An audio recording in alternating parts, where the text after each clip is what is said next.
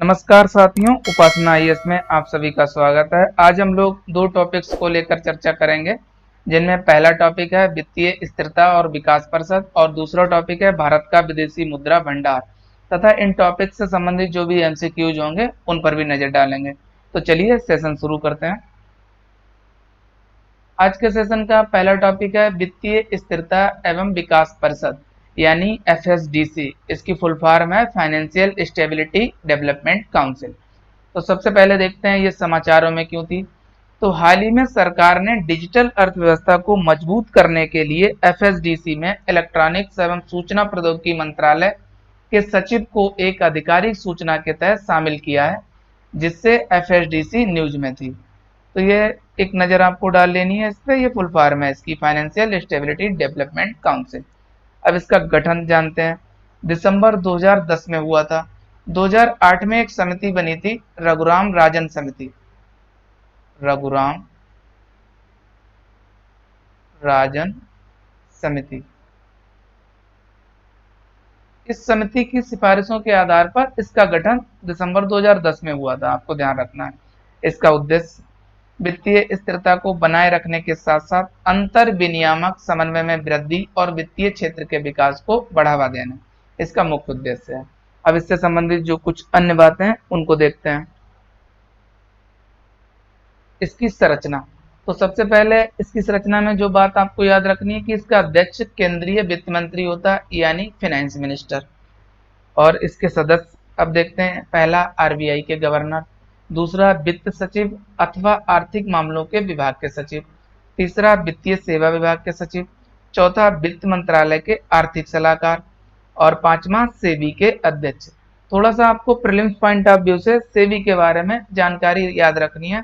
सबसे पहले मैं आपको इसकी फुल फॉर्म बता रहा हूं, securities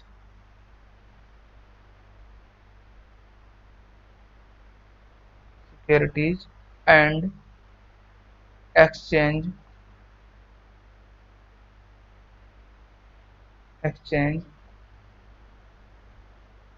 board of India. Hindi में भी आपको याद रखनी है, भारतीय प्रतिभूति और विनिमय बोर्ड, ये इसकी हिंदी में फुल फॉर्म है। अब इसमें जो दूसरी बात आपको याद रखनी है, इसका गठन सेबी एक्ट यानी security and exchange board of India 1992 के तहत 1992 में हुआ था। ये बात आपको याद रखनी है। तीसरी बात आपको याद रखनी है, इसका मुख्यालय यानी हेडक्वार्टर मुंबई में है। चौथी बात में कुछ बातें आपको याद रखनी है, इसके कार्य वो मैं आपको बता रहा हूं। पहला कार्य प्रतिभूतियों में निवेश करने वाले निवेशकों के हितों का संरक्षण करना। दूसरा प्रतिभूति बाजार के विकास का उन्नयन करना तथा उसे विनियमित करना। इसके दो मुख्य कार्य हैं, आपको ध्यान रखना है। अब हम लोग एफएसडीसी संबंधित जो अन्य बिंदु हैं उनको देखते हैं। पहला मुख्य बिंदु है, ये बॉडी संवैधानिक नहीं है यानी this body is not statutory, ये आपको ध्यान रखना है।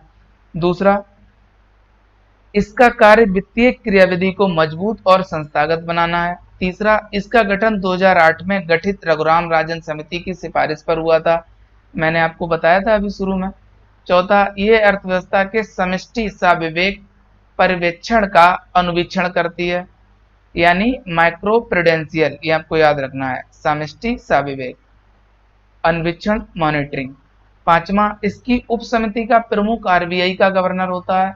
और जो अंतिम बिंदु है आपको याद रखना है, यह नीति आयोग से स्वतंत्र है यानी ये नीति आयोग का अंग नहीं है। ये बात आपको अच्छे से याद रखनी है। तो इस टॉपिक में इतना ही। अब हम लोग अगले टॉपिक पर आते हैं।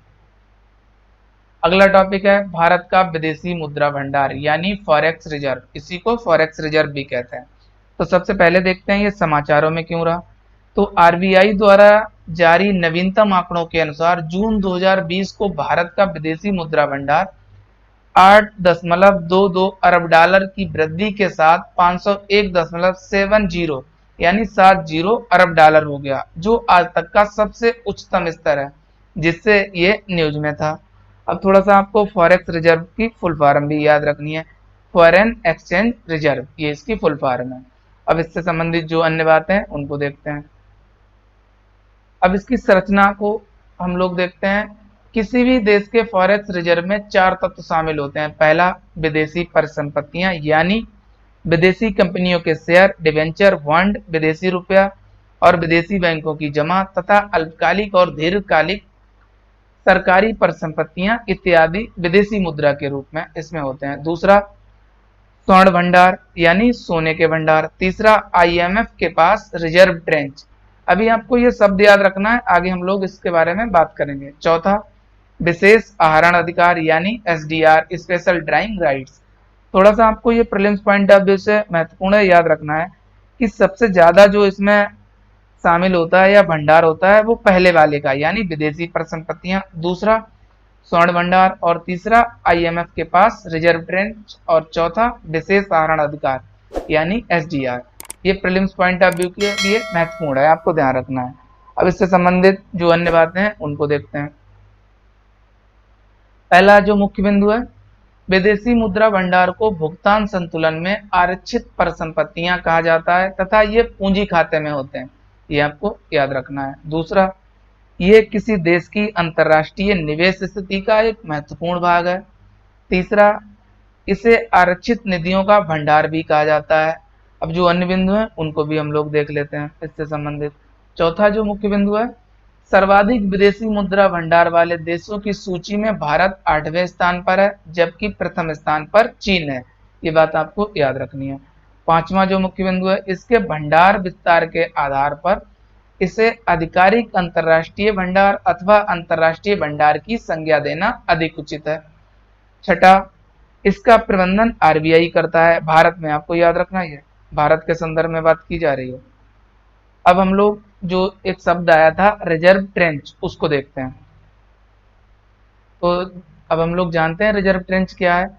रिजर्व ट्रेंच वह मुद्रा होती है जिसे प्रत्येक सदस्य देश द्वारा अंतर्राष्ट्रीय मुद्रा कोष यानी इंटरनेशनल मॉनेटरी फंड को प्रदान किया जाता है और जिसका उपयोग वे देश अपने स्वयं के प्रयोजनों के लिए कर सकते हैं। इस मुद्रा का प्रयोग सामान्यतः आपातकाल की स्थिति में किया जाता है यानी इमरजेंसी पीरियड, आपको ध्यान रखना है।